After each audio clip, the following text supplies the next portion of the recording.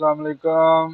आइए नाजरीन, इमरान रियाज खान का तबसरा सुनते हैं जिसमें उसने पटवारियों की बैंड बजा दी। रहीम अस्सलाम वालेकुम नादरीन, आप यूट्यूब चैनल देख रहे हैं। मैं इमरान खान हूँ। सबसे पहले नादरीन, पाकिस्तान के वज़ीर आज़म ने और आर्मी चीफ़ ने मुलाकात की है मोहम्मद बिन सलमान से। ये सऊदी वली अहद हैं और सऊदी अरब का इंतज़ाम इनके ज़ेर निगरानी है इस वक्त, और ये जंग का माहौल है। इसमें जो है वो ईरान के साथ पूरे खित्ते में एक कशीदगी जारी है। आबनाए हुर्मुज़ ईरान ने बंद किया हुआ है। अमेरिका और इसराइल ने इस लड़ाई का आगाज़ किया था।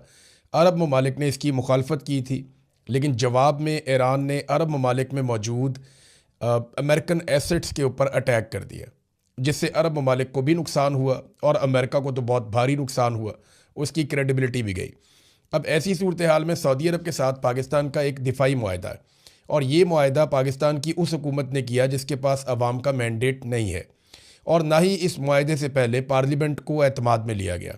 यानी अवामी नुमाइंदों के साथ कोई डिस्कशन नहीं हुई और कोई फ़ैसले नहीं हुए। ये यकतरफ़ा तौर पे आसिम मुनीर और शहबाज शरीफ साहब ने फ़ैसला कर लिया। अब सऊदी अरब के साथ पाकिस्तानियों के शानदार ताल्लुकात हैं। पाकिस्तानी सऊदी अरब से बहुत प्यार करते हैं, लेकिन पाकिस्तानी ईरान से भी प्यार करते हैं, और पाकिस्तानी इन दोनों के बीच में लड़ाई चाहते ही नहीं है। अब जो तासुर बन रहा है, इससे पहले कि मैं आपको वो बताऊं, पहले ये देख लें कि जो खबर चलवाई गई पाकिस्तान के मीडिया पर और जानबूझकर खबर चलवाई गई, वो खबर क्या है। यानी जिस तरीके से इस खबर को पोर्ट्रे किया गया वो ज़्यादा इम्पॉर्टेंट है। यानी ये जो सिक्योरिटी ज़राए हैं या पाकिस्तान की इस्टेब्लिशमेंट है, उन्होंने कुछ तस्वीर को लेकर कुछ खबर जारी की है मीडिया को कि आप इसको फैलाएं सोशल मीडिया पे और मीडिया पे, कि आसिम मुनीर साहब वहाँ क्या कर रहे थे। शहबाज शरीफ तो ना 3 में ना 13 में। तो शहबाज शरीफ मोहम्मद बिन सलमान के साथ बैठे थे। आसिम मुनीर को लंबे अरसे के बाद मोहम्मद बिन सलमान से मिलने का मौका मिल गया। तो जो टॉप ब्रेकिंग चलाई जा रही है वो ये है कि वज़ीर आज़म पाकिस्तान और फील्ड मार्शल सैयद आसिम मुनीर और चीफ ऑफ डिफेंस फोर्सेस भी वही हैं, फील्ड मार्शल भी वही हैं, सऊदी वली अहद से उनकी मुलाकात हुई है। और ये जो गुज़िश्ता रोज़ मुलाकात हुई है, इसके हवाले से कुछ तस्वीर जारी की गई हैं। फील्ड मार्शल आसिम मुनीर को अफवाज पाकिस्तान के कॉम्बैट ड्रेस, यानी जो लिबास उन्होंने ज़ेब तन किया हुआ था वो जंगी लिबास है, उसमें देखा गया, जो इंतहाई गैर मामूली अहमियत का हामिल है। ये जुमले याद रखिएगा, ये फ़ौज के बनाए हुए जुमले हैं, क्योंकि मैं उनके सिस्टम को समझता हूँ। अब बेशुमार प्रेस रिलीज आती थी तो ये उस तरह का है। इसका ये जो सहाफ़ी, जो लोग ये ट्वीट कर रहे हैं, ये उनकी काबिलियत नहीं है या उनका अंदाज भी नहीं है। तो उसमें यह कि अमूमी तौर पर बैरूनी दौरों के दौरान सिपा सालार जो है वो सेरेमोनियल लिबास ज़ेब तन करते हैं, यानी जो अमूमी एक लिबास होता है वो पहनते हैं। लेकिन इस मुलाकात के दौरान सिपा सालार ने कॉम्बैट ड्रेस में उनका मौजूद होना पाकिस्तान की अपने दरीना बरादर मुल्क सऊदी अरब के साथ मुकम्मल यकजहती का इजहार है। और दिफाई मुआहदे के तनाजुर में सऊदी अरब के दिफा के लिए कोई दकीका फरोगुजाश्त नहीं करेगा, इन्हें कोई कसर नहीं छोड़ेंगे। सऊदी अरब का दिफा हम करेंगे। Pakistan is ready. ये जो लिबास पहना आर्मी चीफ ने, ये उससे मतलब लिया जा रहा है, बल्कि मतलब बताया जा रहा है। ये सऊदी अरब के अंदर आर्मी चीफ ने जो लिबास पहना, इसके ऊपर मीडिया ने बात नहीं की, इसके ऊपर हमने बात नहीं की, इसके ऊपर किसी ने बात नहीं की। इसके ऊपर पाकिस्तान की सिक्योरिटी फोर्सेस ने कहा, ज़राए के हवाले से उन्होंने ये खबर पहुंचाई हर तरफ कि आप इस लिबास को डिस्कस करें और ये बताएं सबको कि हम जंग के लिए तैयार हैं और ये लिबास इसलिए पहना है। अब सवाल ये पैदा होता है कि पाकिस्तान सऊदी अरब की तरफ से जंग लड़ेगा, ये तो जंगी तैयारी था, वी आर रेडी लिखा हुआ आ गया, तो किसके साथ लड़ेगा? क्या पाकिस्तान इसराइल के साथ एक लड़ाई लड़ने जा रहा है या पाकिस्तान ईरान के साथ एक लड़ाई लड़ने जा रहा है? सबसे बड़ा सवाल तो ये है ना। सऊदी अरब को इस वक्त जो प्रॉब्लम हो सकता है, अमेरिका के साथ तो नहीं है। उनको, अमेरिकन को तो उन्होंने अड्डे दिए हुए थे। ना सऊदी अरब की लड़ाई यूएई के साथ हो रही है, ना फ्रांस के साथ हो रही है, ना इंडिया के साथ हो रही है, ना अफगानिस्तान के साथ हो रही है। सऊदी अरब इनमें से किसी से नहीं लड़ रहा। सऊदी अरब का इस वक्त जो मसला है, एक तो इसराइल के साथ है और दूसरा मसला उनका ईरान के साथ है। तो पाकिस्तान इन दोनों में से किसके साथ लड़ने जा रहा है? इसराइल के साथ तो पाकिस्तान वर्किंग रिलेशन बना चुका है बोर्ड ऑफ पीस में, और इस वक्त ऐसा दिखाई नहीं देता कि पाकिस्तान इसराइल के साथ लड़ने जा रहा है, क्योंकि अगर पाकिस्तान इसराइल के साथ लड़ने जाएगा तो फिर अमेरिका के साथ भी लड़ना पड़ेगा। अमेरिका इसराइल को प्रोटेक्ट करेगा। डोनाल्ड ट्रंप कई मरतबा कह चुके हैं कि वो इसराइल को हर हाल में तहफ़्फ़ुज़ फ़राहम करेंगे। तो ये तो खाना खाली हो गया कि पाकिस्तान इसराइल के साथ लड़ने जा रहा है। तो फिर क्या पाकिस्तान ईरान के साथ लड़ेगा? लड़ेगा तो कैसे लड़ेगा? दो चीज़ें हो सकती हैं ना, या तो एक डेटरेंस कायम की जाएगी कि जनाब हम यहाँ पे आ गए, अब सऊदी अरब पे किसी ने अगर बम मारा तो हम उसका जवाब देंगे, या तो ये एक डेटरेंस कायम की जाएगी, जनाब हम यहाँ पे आ गए हैं, आप नए हुरमस को हम खुलवाएंगे, हमारी बैरिया भी आ गई है, हमारी एयरफोर्स भी आ गई है। तो ये तो ईरान के साथ बराह रास्त जंग में जाने वाली बात है। या वो जंग जो अमेरिका दूर से आकर या इसराइल इस खित्ते में बैठकर ईरान से नहीं जीत पाया, उसमें उनको दोनों को सपोर्ट मिल सकती है अगर पाकिस्तान इसमें उतर गया तो। देखिए, अरब ममालिक जंग नहीं चाहते, अरब ममालिक जंग के लिए डिज़ाइन ही नहीं हुए, उनके डेवलपमेंट के मॉडल्स कुछ और हैं, मैं पहले ही आपको बता चुका हूँ। जंग जो है वो इसराइल को और अमेरिका को सूट करती है। ईरान इस वक्त जंगबंदी करना नहीं चाह रहा क्योंकि इसराइल और अमेरिका को वो पूरा पड़ गया। इस रीजन के अंदर उसने उन्हें काफ़ी नुकसान पहुंचाया। कोई 40-45 वेव तो उन्होंने अभी तक मार दी हैं ड्रोन्स की और मिसाइलों की, ये 10-12 दिन के अंदर अंदर। ईरान ने बड़े लीथल किस्म के अटैक किए हैं और अमेरिका ने बड़ी कोशिश की है जंगबंदी की। मिसाल के तौर पे अभी तक 3 बड़े राब्ते अमेरिका की जानिब से करवाए गए हैं ईरान से, और तीनों अमेरिका के करीबी लोग हैं। ओमान से कहा गया कि आप ईरान से बात करें, तो ईरान ने कोई जंगबंदी के लिए जवाब नहीं दिया। फिर फ्रांस का एक चैनल है, उसको इस्तेमाल किया गया, तो वहाँ पे भी ईरान ने सख्त शराइत रखी और ईरान ने जंगबंदी के लिए रजामंदी जाहिर नहीं की। फिर पाकिस्तान के वज़ीर आज़म को बीच में डाला गया, वो इसलिए कि अमेरिका समझता है कि ये हमारे वफादार हैं, हमारे साथ धोखा नहीं करेंगे, और जो पाकिस्तान के वज़ीर आज़म की कॉल है वो पूरी मॉनिटर हुई है, एक एक चीज़। तो उसमें जो है वो शहबाज शरीफ ने बात की जब ईरान से, तो उन्होंने 3 शराइत रख दी। उन्होंने कहा जी नंबर 1 शर्त तो ये कि हमारे हुकूक को तस्लीम किया जाए, नंबर 2 हमें मुआवजा दिया जाए, नंबर 3 हमें गारंटी दी जाए कि आइंदा हमारे पर अटैक नहीं होगा। अब ये है सिचुएशन। क्या पाकिस्तान वाकई सऊदी अरब के साथ मिलकर ईरान पे अटैक कर सकता है, या अरब ममालिक ये लड़ाई लड़ सकते हैं? पाकिस्तान को इसमें फ़ायदा क्या होगा, नुकसान क्या होगा? देखिए, फौरी तौर पे तो फ़ायदा होगा, पाकिस्तान को पैसे मिल जाएंगे, फील्ड मार्शल की अहमियत और बढ़ जाएगी डोनाल्ड ट्रंप की नज़र में, इमरान खान को मज़ीद जेल में रखने के लिए और पाकिस्तान तहरीक इंसाफ को दबाने के लिए भी उनको पाकिस्तान में काफ़ी सहूलत मिल जाएगी। इंटरनेशनली इनके ऊपर जो उंगलियां उठती हैं वो उठना काफ़ी हद तक बंद हो जाएंगी, थोड़ा पैसा वैसा भी मिल जाएगा, IMF भी रिलीफ दे देगा, ये आर्जी तौर पे इनको चीज़ें मिल जाएंगी। लेकिन ईरान के साथ टकराव के नतीजे में अपनी एक मुकम्मल सरहद हमेशा के लिए हम ख़तरे में डाल लेंगे। देखें ना, जो अफ़गान सरहद है वो हमने ख़तरे में डाल ली है।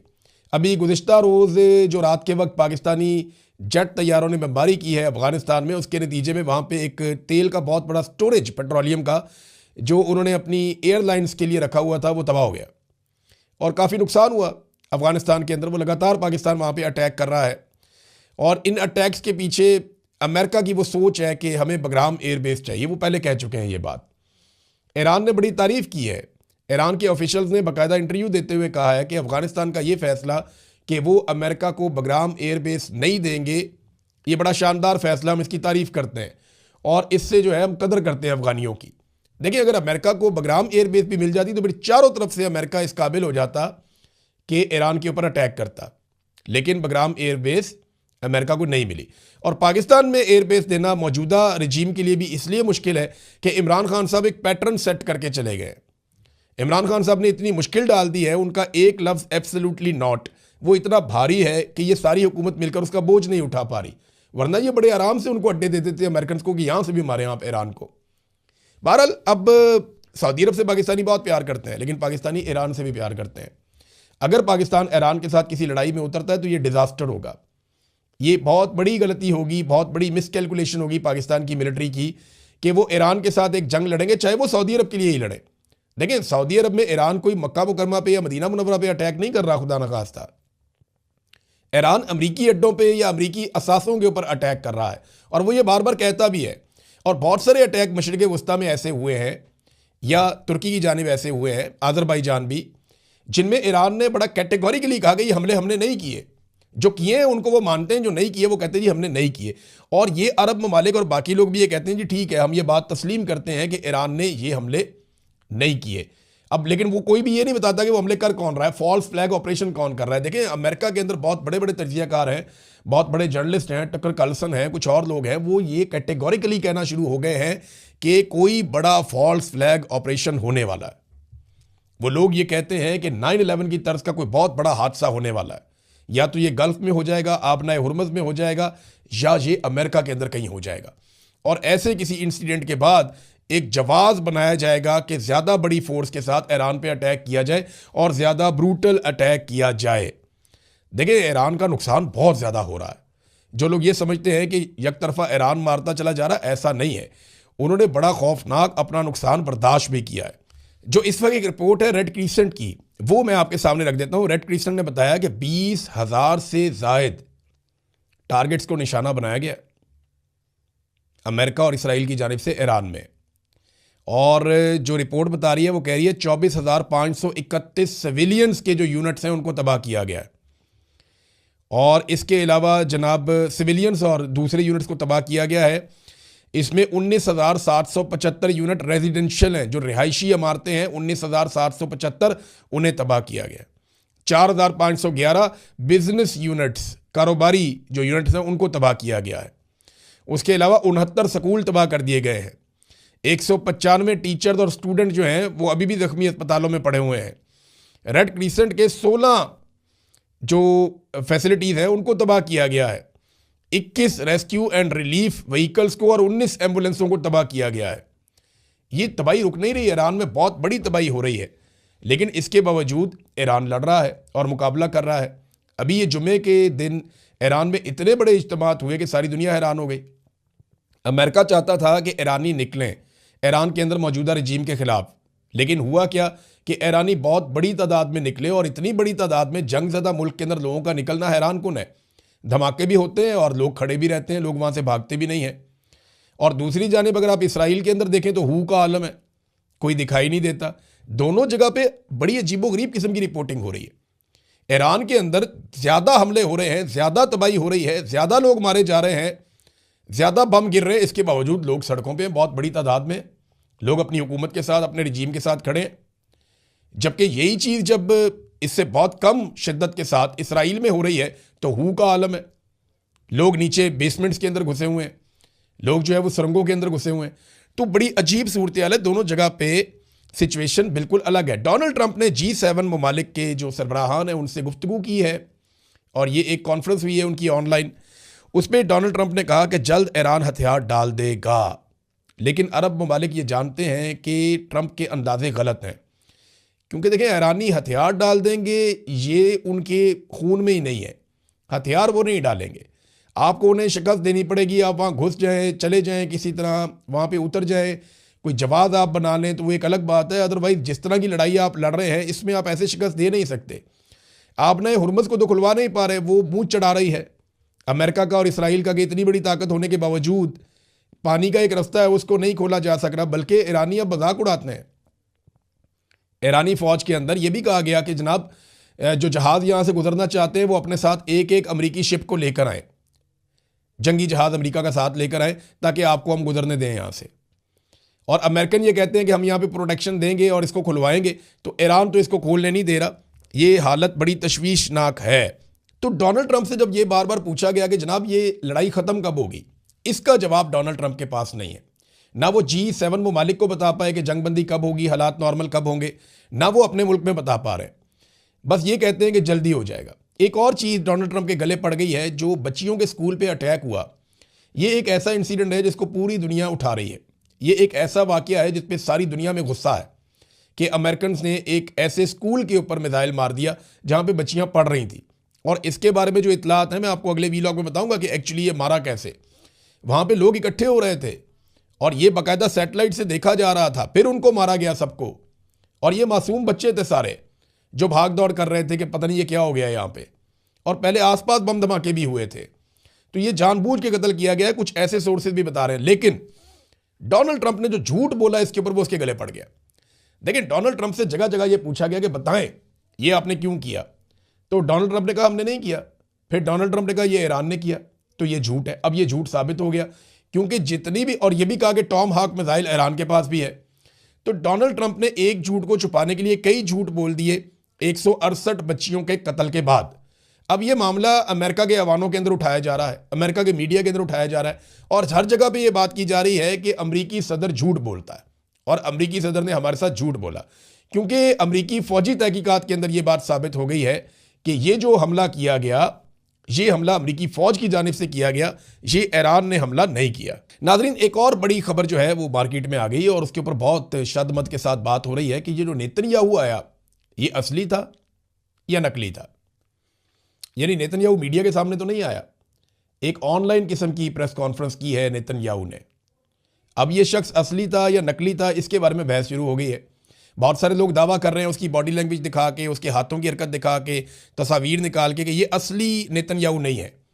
असली नेतन्याहू है या नहीं है, ये कोई आर्टिफिशियल इंटेलिजेंस का बना हुआ नेतन्याहू है या ये सवाल जवाब जो है ये फिक्स करके बनाए गए हैं, ये चक्कर क्या है? अब ये सवालात उठाए जा रहे हैं, ये बातें की जा रही हैं, लेकिन कोई किसी के पास सबूत नहीं है। बहरहाल मार्केट है, जंग में आपको पता है प्रोपेगेंडा बहुत तेज़ी से फैलता है। जंग के अंदर पहला कत्ल जो है वो सच का हो जाता है और झूठ प्रिवेल करता है।